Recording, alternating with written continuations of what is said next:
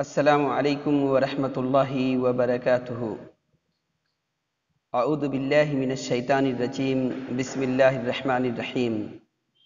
انہ من یشرک باللہ فقد حرم اللہ علیہ الجنہ ومأواہ النار وما للظالمین من انصار۔ یقین مانو کہ جو شخص اللہ کے ساتھ شریک کرتا ہے، اللہ تعالیٰ نے اس پر جنت کو حرام کر دی ہے، اس کا ٹھکانہ جہنم ہی ہے، اور گنہگاروں کی مدد کرنے والا کوئی نہیں ہوگا۔ شرک کے اقسام۔ اللہ کی توفیق سے آج ہمارا موضوع ہے یہی شرک اور اس کے اقسام۔ میرے بھائیوں، توحید ہی مقصد زندگی ہے، اور مرکز توحید سے ہٹ جانا سب سے بڑا ظلم ہے۔ اس کائنات میں عدل و انصاف کا اصل محور توحید ہی ہے۔ اس روئے زمین پر توحید کے بغیر کبھی عدل قائم نہیں ہو سکتا۔ غور کیجئے کہ اس سے بڑی خیانت اور ناانصافی اور اس سے بڑھ کر ظلم کیا ہوگا کہ خالق کو چھوڑ کر مخلوق کی پرستش کی جائے۔ شرک کی خباثت اور ہولناکی کو جاننے کے لیے شرک کی چند قسمیں ہم بیان کریں گے انشاءاللہ۔ وہ اس لیے تاکہ ہمیں معلوم ہو کہ شرک کیا ہے، اور شرک کی برائی جتنی بھی کی جائے کم ہے۔ ہم اللہ کا شکر ادا کرتے ہیں کہ اللہ رب العالمین نے ہمیں شرک کی سمجھ عطا کی ہے، اور توحید پر اللہ نے ہمیں قائم رکھا ہے، اور ہم دعا بھی کرتے ہیں کہ اے اللہ ہمیں توحید ہی پر موت دے، آمین یا رب العالمین۔ امام کائنات سرور کونین صلی اللہ علیہ وسلم نے اپنے امتی کو بہت ہی واضح انداز میں شرک سے بچنے کی تعلیم دی اور توحید پر قائم رہنے کا درس دیا۔ تو آئیے ہم دیکھتے ہیں کہ شرک کیا ہے۔ سب سے پہلے یہ جانیے کہ شرک کی دو قسمیں ہیں، شرک اصغر۔ تو آئیے سب سے پہلے ہم شرک اصغر کو جان لیتے ہیں۔ شرک اصغر کی بھی دو قسمیں ہیں، شرک جلی۔ نمبر ایک شرک جلی، یعنی شرکیہ الفاظ اور شرکیہ افعال و اعمال انجام دینا، یعنی ایسی باتیں کہنا جو شرک کے دائرے میں آتے ہوں، اور ایسے کام انجام دینا جو شرک کے دائرے میں آتے ہوں۔ مثلا غیر اللہ کی قسم کھانا۔ نبی کریم صلی اللہ علیہ وسلم نے ارشاد فرمایا، من حلف بغیر اللہ فقد کفر او اشرک۔ جس نے غیر اللہ کی قسم کھائی اس نے کفر کیا یا شرک کیا۔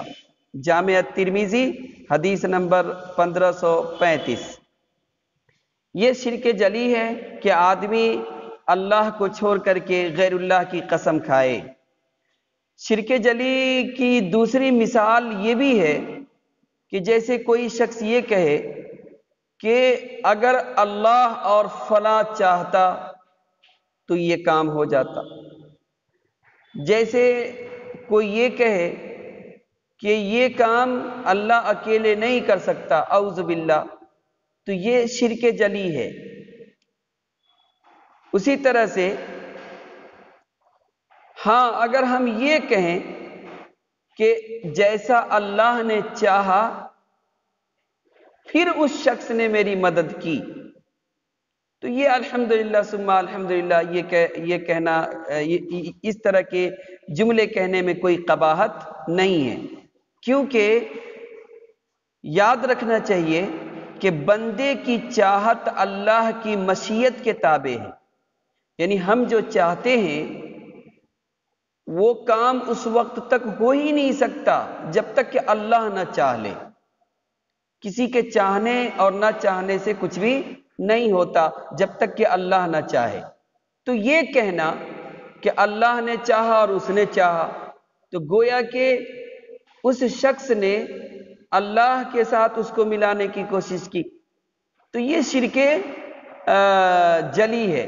قرآن کریم میں اللہ سبحانہ و تعالی ارشاد فرماتا ہے وَمَا تَشَاءُونَ إِلَّا أَن يَشَاءَ اللَّهُ رَبُّ الْعَالَمِينَ، اور تم کچھ بھی نہیں چاہ سکتے مگر وہی جو خدائے رب العالمین چاہے، یعنی جو اللہ رب العالمین چاہے وہی ہوگا، تمہارے چاہنے سے کچھ بھی نہیں ہو سکتا ہے۔ تو یاد رکھیے، یہ کہنا کہ اللہ نے چاہا فلاں نے چاہا، یا اللہ کے ساتھ کسی کو ملا کر کے کوئی بات کہنا، یہ شرک جلی ہے، اس سے بچنے کی ضرورت ہے۔ یا اس طرح کہنا کہ میرے لیے تو بس اللہ ہے اور تم ہو، میرے لیے ہوتا ہے نا کوئی آدمی آپ کی پریشانیوں میں کام آ جاتا ہے تو ہم میں سے بہت سارے لوگ کہہ دیتے ہیں کہ آپ نہیں ہوتے، اللہ نہیں ہوتا، آپ نہیں ہوتے تو میرا کام نہیں ہو سکتا تھا۔ تو یہ نہیں کہنا چاہیے، میرے لیے صرف یہ کہنا چاہیے میرے لیے تو اللہ ہی کافی ہے۔ ہاں، اللہ تعالیٰ نے آپ کو میری مدد کے لیے آمادہ کیا، آپ کو میری مدد کے لیے بھیج دیا، اللہ نے آپ کے ذریعے سے میری مدد کر دی، تو اس طرح کہنے میں کوئی قباحت نہیں ہے۔ اسی طرح سے شرک اصغر کے اندر جو شرک جلی ہے، اس کے اعمال اس طرح ہے کہ ہاتھ میں کرے پہننا، مصیبتوں کے خاتمے کے لیے دھاگا باندھنا، نظر بد سے بچنے کے لیے تعویذ پہننا، یہ سب شرک اصغر میں، شرک جلی میں آتے ہیں۔ یعنی یہ ایسا شرک ہے کہ جس سے بندہ مکمل طور پہ کافر تو نہیں ہوتا، ہاں اس کی توحید میں کمی آ جاتی ہے، اور یہ شرک اکبر تک رسائی کا ذریعہ بن جاتا ہے۔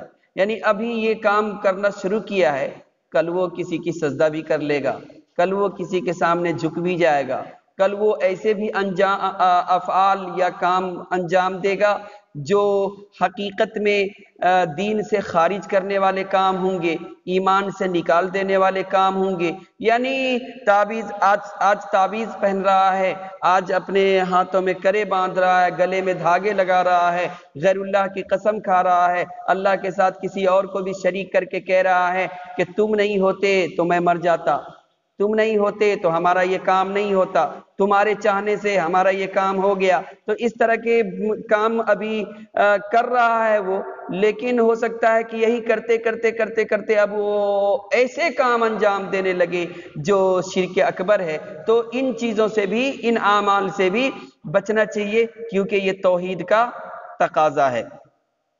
یاد رکھیے، شرک خفی یہ ارادوں اور نیتوں کا شرک ہوتا ہے۔ جیسے ریاکاری، آپ دیکھیں ریاکاری یعنی شہرت کے حصول کے لیے ایسے کام کیے جائیں کہ وہ کام تو حقیقت میں اللہ کی بندگی پر مبنی ہے، جیسے نماز ادا کرنا، حج کرنا، اور بھی دیگر زکوٰۃ دینا، صدقہ و خیرات کرنا، یہ سب تو خالص اللہ کی عبادت ہے، اور وہ شخص عبادت کر رہا ہے لیکن اس کے دل میں یہ بات پوشیدہ ہے کہ میں نماز ادا کر رہا ہوں تو لوگ مجھے نمازی کہے، میں حج کرنے کے لیے جا رہا ہوں تاکہ میں اپنے نام کے ساتھ حاجی لکھ سکوں، مجھے لوگ حاجی کہہ کر کے پکارے، یا میں صدقہ خیرات کر رہا ہوں تو لوگ مجھے حاتم طائی کی اولاد سمجھے، یعنی سخی کا خطاب مجھے مل جائے۔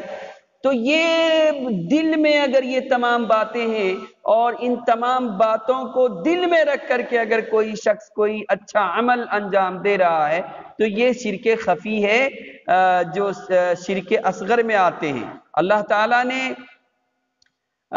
سبحانہ و تعالیٰ نے بندوں کو اخلاص عمل کی تعلیم دی ہے، یعنی بندے کو کہا گیا ہے کہ تم کوئی بھی نیک عمل کرو تو خالص اللہ کے لیے کرو۔ دیکھیں اللہ تعالیٰ ارشاد فرماتا ہے فَمَنْ كَانَ يَرْجُو لِقَاءَ رَبِّهِ فَلْيَعْمَلْ عَمَلًا صَالِحًا وَلَا يُشْرِكْ بِعِبَادَةِ رَبِّهِ أَحَدًا۔ تو جو شخص اپنے پروردگار سے ملنے کی امید رکھے چاہیے کہ عمل نیک کرے اور اپنے پروردگار کی عبادت میں کسی کو بھی شریک نہ بنائے، یعنی اس کے دل میں یہ بات نہ ہو کہ میں یہ جو عمل کر رہا ہوں اس عمل کو دیکھ کر کے لوگ خوش ہو جائے اور مجھے صالحین میں سے سمجھنے لگے، مجھے متقی سمجھنے لگے، مجھے نیک سمجھنے لگے، مجھے اللہ والا سمجھنے لگے اور ان کی نظر میں میری عزت بڑھ جائے، میرے عزت میں اضافہ ہو جائے۔